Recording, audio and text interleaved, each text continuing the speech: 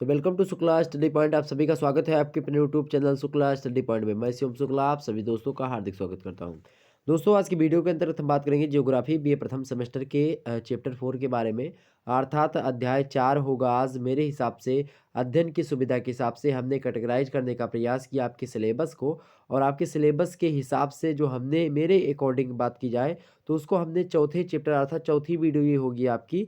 तो ये most important है। आज की वीडियो के अंतर्गत हम लोग भूवैज्ञानिक समय सारणी के बारे में जानेंगे, अर्थात जो कि आपको बहुत ज़्यादा परेशान करता है, जो कल्प, महाकल्प और एक प्रकार से जो पूर्वार्ध कल्प या उत्तरार्ध इपोज जिसको कहते हैं, युग वगैरह जो होते हैं, उनके बारे में समझने का प्रयास करेंगे। तो आप परेशान मत होइएगा, बिल्कुल भी आसानी से हम समझेंगे इसको, ठीक है। बहुत जटिल टॉपिक है लेकिन इसको हम लोग आसानी से समझने का प्रयास करेंगे, बड़े ही जो है सरल शब्दों में, ठीक। तो जियोग्राफी अर्थात भूगोल बीए प्रथम सेमेस्टर अर्थात बीए फर्स्ट सेमेस्टर के छात्र छात्राएं इस लेक्चर से, इस व्याख्यान के द्वारा लाभान्वित हो पाएंगे और बड़े ही आसानी से वो भूवैज्ञानिक समय सारणी के बारे में समझ सकेंगे। एग्जाम से प्रश्न पूछा आता रहता है भूवैज्ञानिक समय सारणी को लेकर के। भूवैज्ञानिक समय सारणी को अंग्रेजी में जियोलॉजिकल टाइम स्केल कहा जाता है। तो आप कंफ्यूज मत होइएगा, अंग्रेजी वालों भी हिंदी वालों भी जियोलॉजिकल टाइम स्केल के बारे में हम चर्चा करेंगे।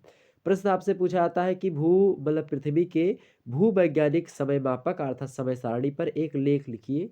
या फिर आपसे प्रश्न पूछा जा सकता है कि भूवैज्ञानिक समय सारणी क्या है, इसके बारे में बताइए। ऐसे कुछ प्रश्न पूछेगा तो आप लोग बड़ी आसानी से उस प्रश्न का उत्तर लिख सकते हैं। आपसे एग्जाम से में केवल यही लिख के पूछा जा सकता है भूवैज्ञानिक समय सारणी। तो 50 शब्दों में या 200 शब्दों में कुछ भी प्रश्न या फिर 500 शब्दों में प्रश्न पूछा जा सकता है।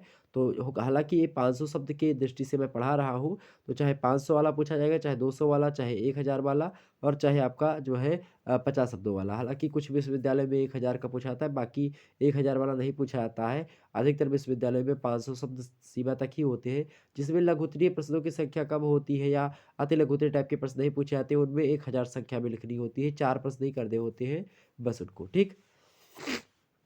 चलिए अब बात करने का प्रयास करते हैं। थोड़ा सा जुकाम है और तबीयत थोड़ा सा ख़राब है, इसीलिए थोड़ा सा आवाज़ में आज वज़न होगा, तो आप लोग इसको मैनेज करने का प्रयास करेंगे। नई शिक्षा नीति के अनुसार हम पाठ्यक्रम के हिसाब से आपको बढ़ाने का प्रयास कर रहे हैं। चलिए एक बार सभी लोग, जितने भी लोग हमारे साथ जुड़ चुके हैं, वीडियो को लाइक और शेयर कर दीजिएगा। अभी रात के 9 बजे से रात के 8 बजे से आपको बता दूँ कि आपकी क्लास जो है चलेगी कौन सी। तो रात के अभी 8 बजे से मेरे प्यारे दोस्तों आपकी क्लास होगी हिंदी साहित्य की, और बड़ी ही महत्वपूर्ण क्लास है, तो उसको ज़रूर अटेंड करेंगे। और उसके बाद में आपकी रात के 9 बजे से पॉलिटिकल साइंस की क्लास होने वाली है, उसको भी आप लोग अटेंड करेंगे, ओके। चलिए प्रारंभ करते हैं आज की कक्षा को बिना समय गंवाए हुए। यहाँ पर देखेंगे आप सभी लोग मेरे प्यारे दोस्तों, क्या देखेंगे, देखिए यहाँ पर भूवैज्ञानिक समय सारणी अर्थात जियोलॉजिकल टाइम स्केल इस चैप्टर का नाम है आपके। इसके बारे में हम चर्चा करेंगे। तो पृथ्वी के धरातल के ठोस बनने एवं महाद्वीप एवं तथा महासागरों के सर्वप्रथम निर्माण के साथ ही पृथ्वी की तब से लेकर के वर्तमान समय तक के ऐसे विविध क्रियाकलापों को व्यवस्थित रूप को मतलब व्यवस्थित रूप से समझने के लिए भूवैज्ञानिकों द्वारा निरंतर प्रयास किया गया है, और उसी प्रयासों के तहत जो है भूवैज्ञानिक समय सारणी बनाई गई है। मतलब जैसे कि बात की है, पृथ्वी की उत्पत्ति हुई। पृथ्वी की उत्पत्ति होने के बाद में हुआ क्या, अब की पृथ्वी पर जो है पहले क्या बना, कैसे कैसे क्या चीज़ें हुई, पहले महाद्वीपों का विस्तार कैसे हुआ। जैसे कि बाली पृथ्वी, जो पहले पृथ्वी आई थी वो कुछ इस प्रकार से ऐसे मान लेते हैं थी। अब पृथ्वी में था क्या कि पैंथालासा और पैंजिया दो चीज़ हुआ करते थे। एक पैंथालासा सागर था और पैंजिया नाम का एक महाद्वीप था, और बाकी चारों तरफ पानी भरा हुआ था, ये पैंथालासा था, ठीक। हुआ क्या, ये पैंजिया जो था ये दो टुकड़ों में विभाजित हो जाता है किन्हीं कारणों के बस में। तो एक होता है ऊपर वाला आपका अंगारा लैंड, नीचे वाला गोंडवाना लैंड होता है। ऊपर वाले जो अंगारा लैंड है उसी को लारेशिया के नाम से भी जाना जाता है, ठीक। तो ये जो लारेशिया है उसके बारे में भी हम जानते हैं, और ये जो नीचे जो गोंडवाना लैंड है ये बंटता है। उसके बाद में क्या होता है, बड़े ही, ये अब कहने में लग रहा है कि बहुत जल्दी जल्दी हो रहा है, लेकिन ये बहुत लंबी प्रक्रिया है। ये लगभग करोड़ों वर्षों की बाद ये इस प्रकार की घटना जो है घटित होती है कि एक जो है चीज़ें अलग अलग हुआ। तो हम जो है बता रहे थे आपको, लारेशिया और जो गोंडवाना लैंड बने हैं, इनको बनने में बहुत ज़्यादा समय लगा। तो इसी प्रकार से कब ये बने, उसके बाद में फिर होता है लारेशिया गोंडवाना लैंड के बाद में फिर लारेशिया अर्थात जो ऊपर वाला भाग है जिसको आप अंगारा लैंड के नाम से जानते हैं, तो वो क्या होता है उसमें भी जो है जैसे कि जो ऊपरी जितने भी जो है जो विषुवत रेखा है, उसके ऊपर जितने भी महाद्वीप आप देखेंगे वो सब लारेशिया के भाग हैं और वो भी टूटे हुए विखंडित हुए हैं, ठीक है? और जो गोंडवाना लैंड के जैसे कि आपका दक्षिणी अफ्रीका मतलब कि अफ्रीका महाद्वीप हो गया और आप देखेंगे दक्षिणी अमेरिका महाद्वीप हो गया, ऑस्ट्रेलिया महाद्वीप हो गया, जो दक्षिणी भारत है अपना वो हो गया। तो ये सब महाद्वीप किसके हैं? ये सब गोंडवाना लैंड के हैं, जबकि उत्तरी अमेरिका महाद्वीप हो गया आपका और यूरोप महाद्वीप हो गया, एशिया का उत्तरी भाग हो गया पूरा। उसके बाद में जो है आप देखेंगे इसी प्रकार से अंटार्कटिका हो गया ऊपर वाला। तो ये जो महाद्वीप हैं, इन महाद्वीपों का एक प्रकार से जो है उत्पत्ति हुई वो लारेशिया से हुई है। तो इन सभी को विखंडित होने में बहुत ज़्यादा समय लगा है। तो इसको एक प्रकार से युगों में बाँटने का प्रयास, कल्प में, महाकल्प में, युग में, इन सभी में बाँटने का प्रयास विज्ञानिक मतलब वैज्ञानिकों ने किया है। तो वही हम लोग समझने का प्रयास आज के वीडियो के अंदर करेंगे, ठीक है? ये बात समझ में आई आपको? तो यही चीज़ें यहाँ पर बताई गई हैं अभी। आगे थोड़ा-सा और समझ लेते हैं हम, बड़े ही आसानी से देखें। संभवतः महासागरों का निर्माण लगभग 125 से लेकर के 150 करोड़ वर्ष पूर्व हुआ, मतलब कि एक आज से लगभग 125 से 150 करोड़ साल पहले जो है महासागरों की उत्पत्ति हुई है और महाद्वीप मतलब उसके बाद में लेकिन महासागर में जीवन के लिए आवश्यक आधारभूत 17 रसायनों का विकास उसके बहुत बाद में हुआ है। तो इन सभी को एक प्रकार से समझने के लिए जो है कि किस काल में, किस कल्प में, किस महाकल्प में ये कौन-सी घटना घटी, इसीलिए कल्प वगैरह बाँटा गया था विशेष करके, तो ये चीज़ हुई। अतः जीवों के विकास की प्राथमिक दशा आज से 50 से 60 करोड़ वर्ष पूर्व ही हो गई थी, ये अनुमान लगाया गया है।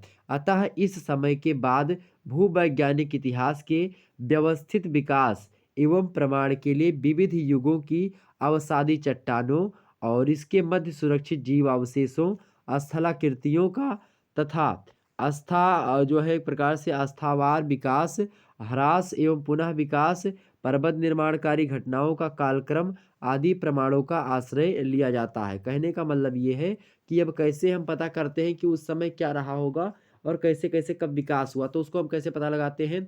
पर्वत निर्माणकारी कुछ घटनाएँ हैं और उसके बाद में कुछ जैसे कि जो हमको पत्थर मिले हैं या फिर जो जो चट्टानें मिली हैं, उन चट्टानों पर जब हम कार्बन डेटिंग करते हैं, उस कार्बन डेटिंग पद्धति के माध्यम से तो हमको ऐज का पता चल जाता है कि हाँ, ये पत्थर कितना साल पुराना है।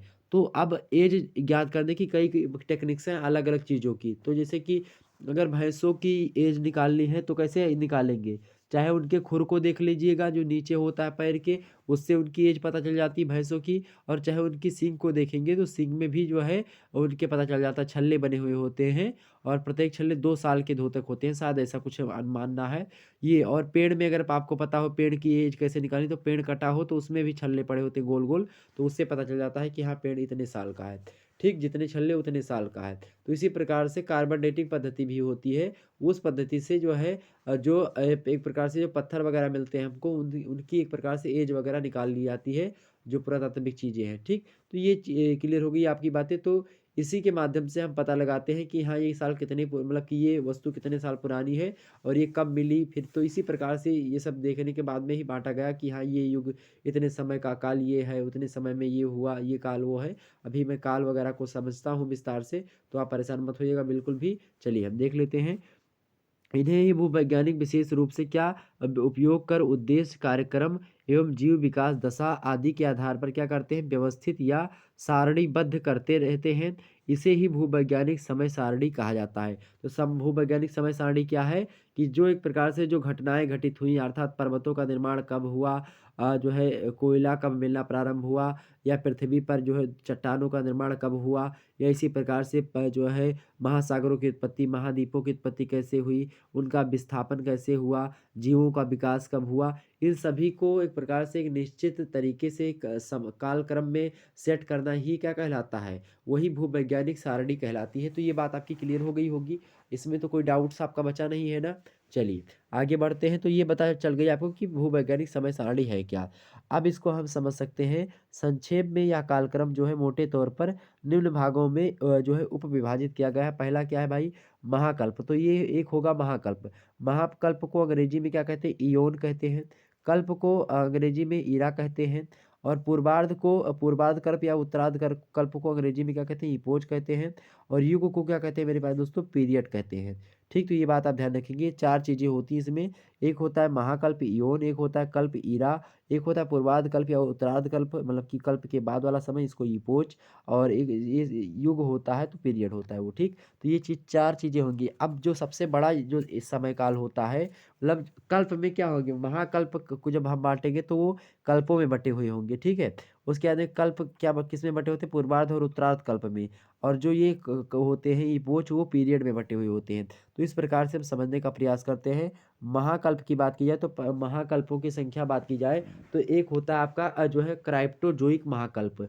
जोइक जो इओन है, ये पहला है। दूसरा है क्राइटोस महाकल्प अर्थात क्राइटोस जून इओन। ओके, और तीसरा जो आपका है मेरे प्यारे दोस्तों, तीसरा है फेनेरोजोइक महाकल्प। तो ये तीन प्रकार के महाकल्प हैं, ये आप ध्यान रखेंगे, तीन महाकल्प हैं। उसके बाद में आगे हम बढ़ते हैं तो जो ये क्राइप्टोजोइक महाकल्प है, इसके हम भागों को समझ लेते हैं। यहाँ पर देखेंगे क्राइप्टोजोइक महाकल्प। क्राइप्टोजोइक महाकल्प जो है, इसमें देखते हैं तो पृथ्वी की उत्पत्ति से लेकर के जीवन के विकास के ऊषा काल, मतलब शुरुआती ऊषा काल मतलब शुरुआती ऊषा काल तक महाकल्प सबसे लंबा, सबसे कम ज्ञात, सबसे अधिक उष्ण एवं सबसे कम सही जानकारी देने वाला है। इसकी आयु लगभग 400 करोड़ वर्ष आंकी गई है। इस लंबे काल के अधिकांश भाग में पृथ्वी द्रव्य अवस्था में आग के गोले की भांति रही होगी। इसे दो कल्पों में बांटा गया है। तो क्राइप्टोजोइक महाकल्प को दो कल्पों में बांटा गया है। पहला है मतलब कि जो है मतलब प्रोटेरोजोइक कल्प, और दूसरा है आपका क्या है, आर्केजोइक कल्प। क्या है, आर्केजोइक कल्प। तो दो महाकल्प, जो पहला महाकल्प है आपका क्राइप्टोजोइक महाकल्प, इसको दो भागों में बांटा गया है। एक है प्रोटेरोजोइक कल्प और एक है आर्केजोइक कल्प। ओके, दो कल्पों में बटा है, मतलब कि जो इयोन होता है वो ईरा में बटा हुआ होता है खास करके। ठीक, तो हम देख लेते हैं कि कौन कौन सी ईरा है। इसमें खास करके क्या हुआ मेरे प्यारे दोस्तों, इसमें जो है पृथ्वी जब पृथ्वी की उत्पत्ति हुई है, तो पृथ्वी की उत्पत्ति पहले क्या हुई, द्रव अवस्था में हुई है। उसमें आग का गोले की भांति पृथ्वी थी, दहक रही थी। तो उसी से मतलब उसी अवस्था के बारे में यहाँ पर हम जानकारी पाते हैं। तो ये होगा आपका क्राइप्टोजोइक महाकल्प। अब इसमें दो खंड हैं, मतलब कि दो इसमें कल्प हैं, मतलब दो इसके उपखंड हैं, उसी को कल्प कहा गया। कल्प माने ईरा। तो प्रोटेरोजोइक जो कल्प है अर्थात ईरा है, यह कल्प पूर्णतः अजैव काल, मतलब अजैव माने होता आ माने नहीं, जैव माने का मतलब कि जीव, तो जहाँ पर जीव नहीं थे उस समय के काल को अजैव काल कहा गया। इसके उत्तरार्ध में आज से लगभग 150 करोड़ वर्ष पूर्व महासागरों का निर्माण हुआ। इसके पश्चात आर्कियम एवं आर्केजोइक कल्प प्रारंभ होता है। तो जो है कब जब महासागरों का निर्माण होता है, उसके बाद से आर्केजोइक जो है कल्प का प्रारंभ माना जाता है। आगे समझते हैं यहाँ पर आर्केजोइक कल्प। आर्केजोइक कल्प जो है, इसकी अवधि आज से 150 से 160 करोड़ वर्ष पूर्व से ही 60 करोड़ वर्ष के मध्य की मानी जाती है। मतलब 150 साल पहले से लेकर के 60 करोड़ साल, मतलब कि 150 करोड़ साल पहले से और 60 करोड़ साल इनके बीच का जो समय काल है, इसी को माना जाता है आर्केजोइक कल्प की अवधि। इसी लंबी अवधि में निचले वायुमंडल में निम्नतर परिवर्तन होते गए। पृथ्वी की सतह निरंतर शीतल, ठोस एवं नव स्वरूपित होती गई। इस कल्प की बात की जाए, इस कल्प में आर्केजोइक कल्प में मेरे भाई, तो इस कल्प को पूर्व जो है कैम्ब्रियन कल्प भी कहा जाता है। क्या कहा जाता है, पूर्व क्रेम्बी मतलब कि कैम्ब्रियन कल्प। तो पूर्व कैम्ब्रियन कल्प के नाम से किसे जाना जाता है, तो जो है किसे कहा जाना जाता है, आर्केजोइक कल्प को ही जाना जाता है। ओके, पृथ्वी पर पैंजिया नामक विशाल संयुक्त एवं महाद्वीप इस अति प्राचीन काल का ही है। मतलब जब पैंजिया जो था पृथ्वी का पर एक ही महाद्वीप जो पैंजिया था, वो इसी के समय काल में था, मतलब कि इस समय काल में पूर्व कैम्ब्रियन कल्प में ही जो है इसका उत्पत्ति वगैरह मानी जाती है। और संयुक्त महाद्वीप इस अति प्राचीन काल का ही है, इसीलिए इसे प्राच्य जीवन का ऊषा काल अर्थात डोन ऑफ ईयरलिस्ट लाइफ भी कहा जाता है। किसको, इस काल को। ओके, तो ये बात ध्यान रखेंगे, ये सब इंपॉर्टेंट चीज़ें हैं। ओके, आगे बढ़ते हैं। अगला प्रश्न है आपके सामने, मतलब अगली चीज़ है, अगला क्या है, जो है दूसरा जो महाकल्प है वो कौन सा है, क्राइटोस जो है महाकल्प, जिसको जून भी कहा जाता है, ठीक है। तो क्राइटोस महाकल्प या फिर जून इयोन, या फिर क्राइटोस इयोन या क्राइटोस जून इयोन। तो इसके बारे में समझते हैं। क्राइटोस जो महाकल्प है मेरे प्यारे दोस्तों, इसमें भी एक प्रकार से क्या है, इसमें भी एक प्रकार से क्या है, इसमें मेरे प्यारे दोस्तों दो कल्प हैं इसके भी। एक है पूर्व जो है पेलियोजोइक या फिर पुराजीवी कल्प, और दूसरा कौन सा है, उत्तर अर्थात उत्तरार्ध पोलियोजोइक कल्प, ओके। इसमें है। तो समझते हैं भाई, सॉरी। तो यहाँ पर क्राइटोस जून अर्थात महाकल्प को समझते हैं हम। यद्यपि यह महाकल्प जो है आयु की दृष्टि से प्रथम महाकल्प क्राइटोजोइक से छोटा है, और इसका संभावित काल लगभग 35 करोड़ वर्ष का ही है। फिर भी जैव विकास, पृथ्वी के धरातल पर विविधता एवं अन्य कारण से इसका विशेष महत्व रहा है। इसे पूरा जीव कल्प अर्थात जो है पोले जो मतलब कि पोलियोजोइक ईरा भी कहा जाता है। इसे मोटे तौर पर दो भागों में हम बांट सकते हैं। पहला है पूर्व पोलियोजोइक जो है पुराजीवी कल्प, और दूसरा कौन सा है, उत्तर पोलियोजोइक कल्प। तो पूर्व पोलियोजोइक कल्प के बारे में जान लेते हैं। तो पूर्व पोलियोजोइक कल्प अर्थात पुराजीवी कल्प में कैम्ब्रियन युग की जो है आयु 8 करोड़ वर्ष, और ओर्डेबिसियन की भी 8 करोड़ वर्ष, और सिलूरियन की लगभग 4 करोड़ वर्ष मानी गई है। ये सब भी कैम युग है, मतलब कि पूर्व पेलियोजोइक में जो है 3 जो है युग माने जाते हैं। एक है कैम्ब्रियन युग, दूसरा है आपका जो है ओर्डोबिसियन युग, और तीसरा है आपका कौन सा, सिलूरियन युग। तो ये जो पूर्व पेलियोजोइक जो कल्प है, इसमें युग मतलब कि जो कल्प हमने बताया था कि कल्प जो होते हैं उसमें कल्प को जब बांटेंगे या तो जो है उत्तरार्ध कल्प या जो है ये होगा। इसको जब बांटते हैं हम तो इस ये युग में बांटा गया है, ठीक है। तो पूर्वार्ध कल्पों को किस में बांटा गया है, उत्तरार्ध कल्पों को युग में बांटा गया है। तो ये युग जो है इसमें है कौन कौन से, कैम्ब्रियन, ओर्डोबिसियन और सिलूरियन, ओके। कैम्ब्रियन युग की आयु कितनी है, 8 करोड़ वर्ष साल है। ओर्डोबिसियन की कितनी आयु है, 8 करोड़ वर्ष है। सिलूरियन की कितनी है, तो 4 करोड़ वर्ष है, ओके। आगे बढ़ते हैं, आगे थोड़ा सा और समझते हैं भाई, और समझते हैं थोड़ा सा इसको। तो मानी गई है इस काल के प्रारंभ में सागर एवं बाद में भूतल पर बिना रीढ़ वाले मतलब रीढ़ की हड्डी वाले जीवों और अनेक प्रकार की बिना पत्ती वाले वनस्पतियों का विकास हो चुका था। अर्थात इसमें क्या हो चुका था, वनस्पतियों का विकास हो चुका था। बिना रीढ़ वाली हड्डी मतलब कि बिना रीढ़ की हड्डी वाले जानवरों का भी विकास हो चुका था। सॉरी, आगे समझते हैं, आगे समझते हैं उत्तर या फिर उत्तरार्ध जो है पोलियोजोइक कल्प। इसमें क्या हुआ, डेवोनियन एवं कार्बोनीफेरस युग जो है इसमें आते हैं। तो उत्तरार्ध पोलियोजोइक कल्प को हम दो भागों में बांटते हैं। एक तो है डेवोनियन जो है युग, और एक कार्बोनीफेरस युग। तो जो है इसमें जो डेवोनियन युग है उसकी आयु 4 जो है करोड़ वर्ष मानी गई है, 4 से 5 करोड़ वर्ष। और इसी प्रकार से कार्बोनीफेरस की भी मानी गई है। ये दोनों ही युग धरातल निर्माण, वनस्पति एवं जैव विकास की दृष्टि से विशेष महत्वपूर्ण है। कार्बोनीफेरस युग में कोयला का निर्माण के लिए कार्बोनीफेरस युग में जो है खास करके विख्यात है। तो आपसे पूछा था कि कोयले का निर्माण मुख्य रूप से कहाँ कब हुआ, तो कार्बोनीफेरस युग में हुआ। इसी युग के उत्तरार्ध में भूतल पर महत्वपूर्ण हिमयुग का काल भी रहा है, जो कि परमियन युग अर्थात 3 करोड़ वर्ष तक रहा है। तो परमियन युग किसे कहा जाता है, हिमयुग को ही परमियन युग के नाम से जाना जाता है। इसी हिमयुग के कारण निरंतर ज्वालामुखी विस्फोट एवं अन्य कारणों से कार्बन डाइऑक्साइड एवं सल्फर जैसी गैसों का वायुमंडल में विस्तार होने से भूतल पर तापमान में कुछ कमी आ जाना भी माना जाता है। तो ये चीज़ें थी। आगे हम समझते हैं तीसरा जो महाकल्प है वो कौन सा भाई।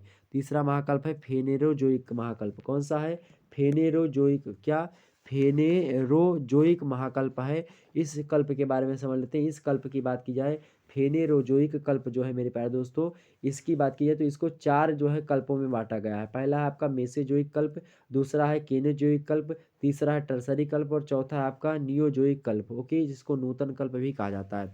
अब समझते हैं फेनेरोजोइक जो है महाकल्प है, इसमें क्या चीज़ें हैं। तो इस महाकल्प को विकसित जीवों का महाकल्प कहा जाता है। तो विकसित जीवों का महाकल्प किसे कहा जाता है, फेनेरोजोइक महाकल्प को कहा जाता है।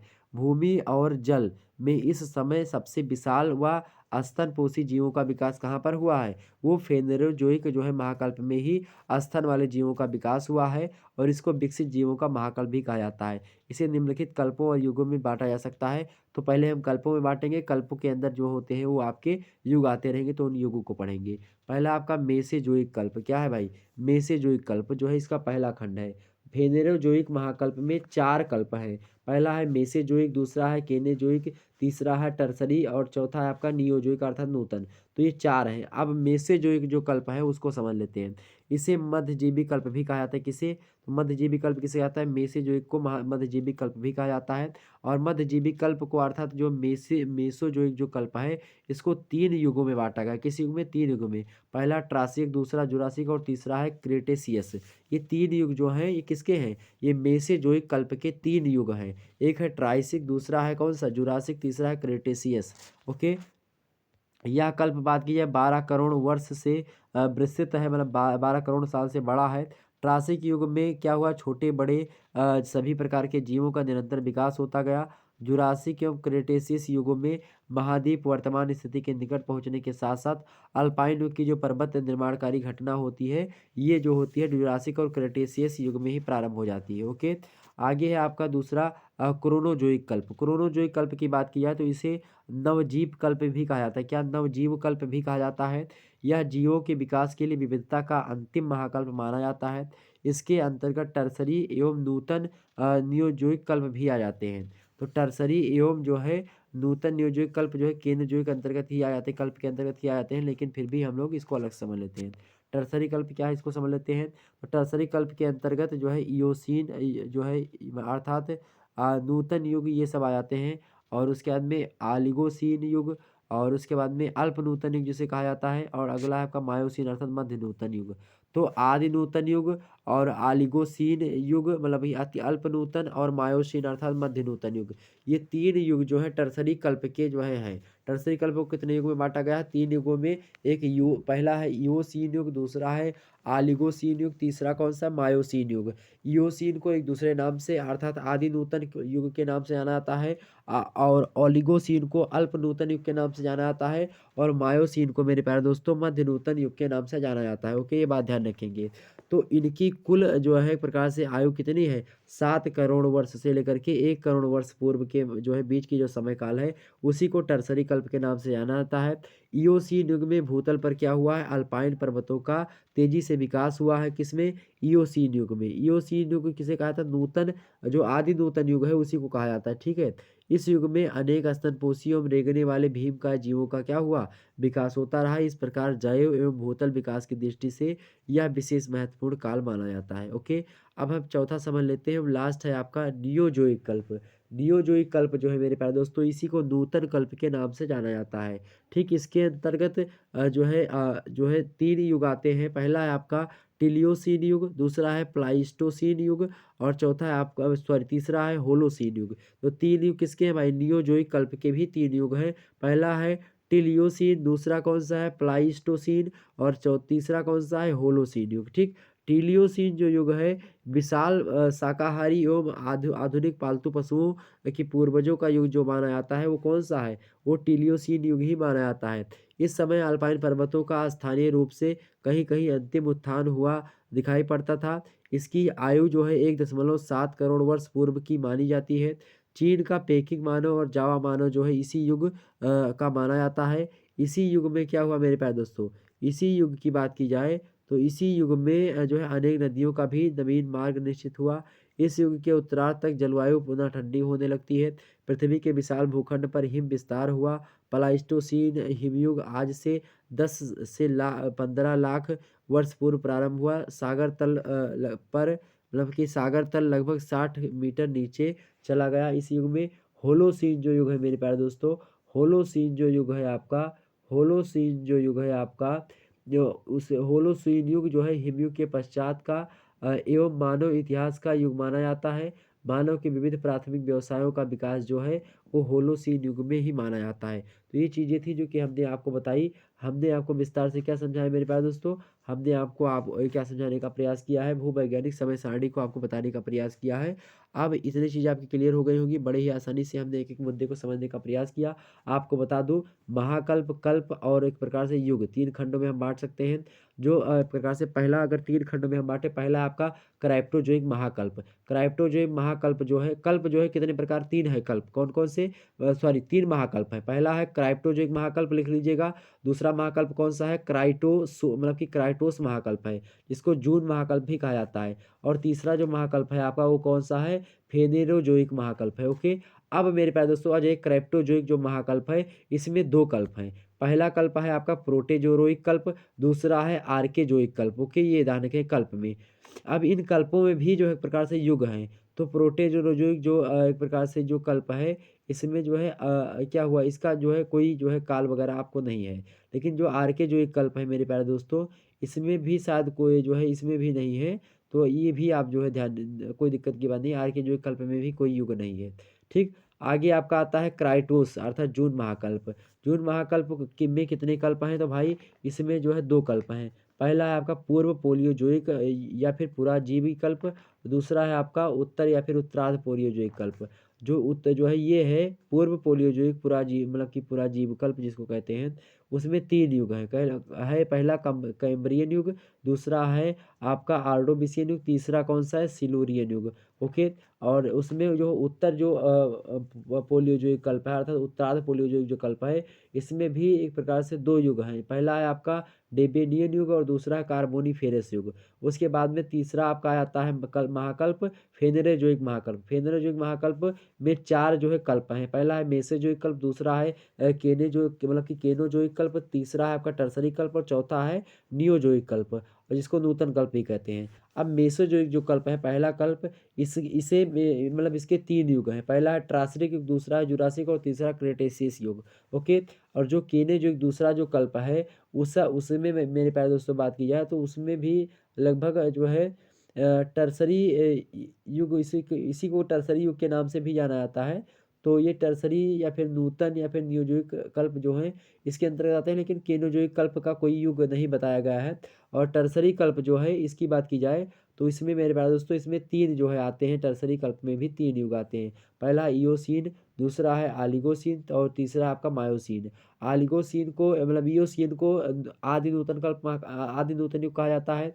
ऑलिगोसीन को अल्प नूतन युग कहा जाता है और मायोसीन को मध्य नूतन युग कहा जाता है। उसके बाद में आता है आपका नियोज़ोइक कल्प। नियोज़ोइक कल्प जो है जिसको नूतन कल्प के नाम से जाना जाता है, इसके भी जो है 3 खंड है। पहला है आपका 3 युग है इसमें, एक है टीलियोसीन युग, दूसरा है प्लाइस्टोसीन युग और तीसरा है आपका होलोसीन युग। तो ये थे जो कि हमने भूवैज्ञानिक समय सारणी को फिर से एक बार आपको रिवीजन करके तौर पर समझा दिया।